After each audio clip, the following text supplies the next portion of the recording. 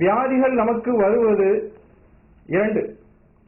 ஒன்று உணர்வு மூலமாக, மற்றொன்று உணவு மூலமாக. உணவு மூலமாக ஏற்படக்கூடிய வியாதிகளை இரண்டாவதாக நாம் பார்ப்போம். உணர்வு மூலமாக வரக்கூடிய வியாதிகள் என்னவென்றால், சந்தோஷம் அதிகமாக இருக்கும் போது அல்லது பெருமை கொண்டிருக்கும் போதும் இருதயம் பாதிக்கப்படுகிறது. அதிகமாக துக்க உணர்வில் நம்மை நாம் ஆழ்த்திக் கொள்ளும் போது நுரையீரல் பாதிக்கப்படுகிறது.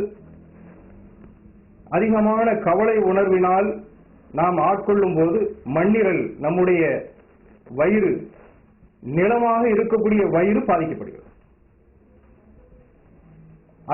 அதிகமான பய உணர்வு ஏற்பட்டு பய உணர்வினால் சிறுநீரகங்கள் பாதிப்படைகின்றன. அதிகமாக எரிச்சல், கோபம், இது போன்ற இந்த உணர்வுகளினால் கல்லீரல் பாதிக்கப்படுகிறது. இப்போது பாருங்கள், இன்றைக்கு வியாதி ஏற்பட்டிருக்குன்னு சொன்னால் உணர்வு மூலமாக இல்லையா? கண்டிப்பாக உணர்வு பெரும் பகுதி அளிக்கிறது. 50% உணர்வு மூலமாக என்றால் 50% உணவு மூலமாகவும் ஏற்படும். அதிகமாக கசப்பு சாப்பிடுறாருங்க, இருதயம் பாதிப்படையும். அதிகமாக காரம் சாப்பிடுறார், நுரையீரல் பாதிப்படையும். அதிகமாக இனிப்பு சாப்பிடுறாருங்க, மண்ணீரல் பாதிப்படையும். உப்பு அதிகமாக சாப்பிடுகிறார், சிறுநீரகம் பாதிப்படையும். அதிகமாக புளிப்பை சாப்பிடுகிறார், கண்டிப்பாக கல்லீரல் பாதிப்படையும். ஒவ்வொரு சுவைக்கும் ஒவ்வொரு உறுப்பு, ஒவ்வொரு உணர்வுக்கும் ஒவ்வொரு உறுப்பு. இது போலதான் உணவு மூலமாக நம்முடைய உடல்களிலே அமைந்திருக்கக்கூடிய பஞ்சபூதங்கள் பாதிப்படையும் பொழுது நமக்கு வியாதிகள் ஏற்படுகின்றன. உணவுகளையும் நாம் பார்த்துக் கொள்ள வேண்டும். உணவு என்பது நமக்கு காலை, மதியம், இரவு இப்படியாக நாம் சரி என புரிந்து வைத்திருக்கிறோம். இது ஆகப்பெரிய தவறு. நமக்கு 3 வேளை என்ற உணவு கிடையாது, 2 வேளை என்ற நிர்ணய உணவும் கிடையாது, அல்லது 5 வேளை உணவு என்ற நிர்ணயமும் கிடையாது. உணவுக்கு என்று இவ்வளவுதான் அளவு அப்படி என்ற நிர்ணயமும் கிடையாது. இதுதான் நேரம், இந்த நேரத்தில் தான் சாப்பிட வேண்டும் என்ற அந்த அளவும் கிடையாது, நேரமும் கிடையாது. அப்ப எப்படி?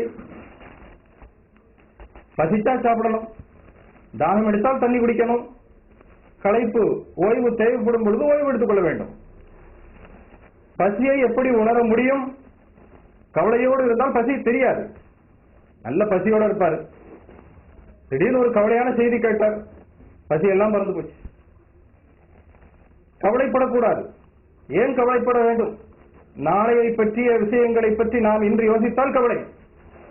இதுவரை எப்படி கழிந்திருக்கிறது, நாளை எப்படி இருக்கும் என்று நாம் யோசிக்க கூடாது. நாளையுடைய வாழ்க்கை நம்முடைய கையில் இல்லை. தைரியமாக இருக்க வேண்டும். நமக்கு நிர்ணயிக்கப்பட்டதுதான் நடக்கும். பய உணவு கூடாது. பாருங்க, சில பேர் அதிகமான உப்பு சாப்பிடுவாங்க. ஊறுகாய் இல்லாம சாப்பிட முடியாது, கருவாடு இல்லாம சாப்பிட முடியாது. உப்பு கொஞ்சம் கம்மியாயிடுச்சு உணவுல, சாப்பிட மாட்டார். இப்படியாக உப்பை அதிகமாக அவர் சாப்பிட்டு அவருடைய சிறுநீரகங்கள் பாதிப்படையும் பொழுது எதை வெளியேற்ற வேண்டுமோ கழிவாக தங்கி இருப்பதை அதை உள்ளுக்குள்ளே அழுத்தி வைக்கப்படுகிறது. இது உணவு மூலமாக. எப்போதும் பயந்த சுபாவமாக அவர் இருந்து கொண்டே இருக்கிறார் என்றால் சிறுநீரகங்கள் பாதிப்படையும். தைரியமாக இருக்க வேண்டும். என்ன நடக்கப் போகிறது? எதுவும் நடக்காது, நமக்கு விதித்ததுதான் நடக்கும். பயம் கூடாது.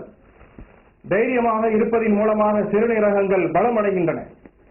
இதுபோல புளிப்பு சுவை நம்முடைய உணவிலே சேர்க்கப்படக்கூடிய சால்னாக்கள், குழம்பு வகைகள், இதுகளிலே புளி சேர்ப்பதை தவிர்க்க வேண்டும். அதற்கு மாறாக 1-2 தக்காளிகளோ அல்லது சிறிது எலுமிச்சம் சாறுகளோ சேர்த்துக் கொள்வது நலம். புளியை விட அது கொடியது அல்ல. புளி எந்த வகையிலும் சத்து கிடையாது. புளி சேர்ப்பதை தவிர்க்க வேண்டும். சித்த மருத்துவத்தை சொல்லும் பொழுது புளியை சுட்டு சேர்க்க சொல்வார்கள். நலம்தான். புளிப்பின் சுவை சுடும் பொழுது அது இல்லாமல் ஆகிவிடும். புளியை சுட்டு சேர்ப்பது, புளியை சேர்க்காமல் இருக்க முடியாது என்று சொல்பவர்கள் புளியை சுட்டு சேர்த்துக் கொள்ளலாம். புளிப்புச் சுவையை அதிகமாக நாம் சாப்பிடும் பொழுது கல்லீரல் கண்டிப்பாக பாதிப்படைகிறது. செரிமான திறன் அற்றுப்போகிறது. ஒரு மனிதனுக்கு செரிமான திறன் அற்றுப்போகும் பொழுதுதான் அவனுடைய உடலிலே வயிறு ஊத ஆரம்பிக்கிறது. அந்த வாயுவில் ஆரம்பித்த அந்த நோய்தான் பல நோய்களுக்கும், அது சுகராக இருந்தாலும் சரி, பிரஷராக இருந்தாலும் சரி, கொலஸ்ட்ராலாக இருந்தாலும் சரி, எந்த ஒரு நோயாக இருந்தாலும் சரி, அடிப்படை காரணம் ஜீரண கோளாறு. இதெல்லாம் நான் ஆரம்பத்திலே சொன்னேன். வயிறு அந்த நிலம் கெட்டு போய்விட்டால் எல்லாம் கெட்டு போயிடும். வயிற்றுல என்ன போடுறோம்னு பார்த்து போடும். உணவை பார்த்து சாப்பிட வேண்டும். இது நமக்கு நலம் பயக்கக்கூடியதா அல்லது தீங்கு விளைவிக்கக்கூடியதா என்று நாம் ஒவ்வொரு உணவையும் நாம் சற்று சிந்தித்து உணவு அருந்த வேண்டும், உணவு உண்ண வேண்டும். இந்த உணவிலே எந்த வகையான கெடுதல்கள் இருக்கிறது? எண்ணெய் பலகாரங்கள், மைதாவிலே செய்த பண்டங்கள், கேக்கு வகைகள், புரோட்டாக்கள், இது போன்ற வயிற்றை கெடுக்கக்கூடிய எல்லா உணவுகளும் தான் நோய்க்கு ஆரம்ப அறிகுறி. இந்த வகையான உணவுகளை நாம் தவிர்க்க வேண்டும். மதினா பாரம்பரிய சித்த வைத்தியசாலை அக்குப்பஞ்சர் தொடு சிகிச்சை மையம். வாதம், மூட்டு வலி, இடுப்பு வலி, கழுத்து வலி, அடிக்கடி தும்மல், சொறிசிரங்கு, ஆஸ்துமா, மூக்கடைப்பு, உடல் பருமன், அல்சர், தொண்டையில் சதை, சிறுநீரக கல், அடிக்கடி சிறுநீர் கழித்தல், போதைப் பொருட்களுக்கு அடிமையாகுதல், நரம்பு தளர்ச்சி, ஆண்மை குறைவு, குழந்தை இல்லாமை, எந்த வகை நோயாக இருந்தாலும் சரி, நீங்கள் முழுமையாக சுகம் பெற சித்தா மருந்துகளும் அக்குப்பஞ்சர் சிகிச்சையும் அளிக்கப்படுகிறது. மதினா பாரம்பரிய சித்த வைத்தியசாலை அக்குப்பஞ்சர் தொடு சிகிச்சை மையம், 124 வடக்கு main road, Ervadi. Cell number 9443113517. Medina பாரம்பரிய சித்த வைத்தியசாலை அக்குப்பஞ்சர் தொடு சிகிச்சை மையம்.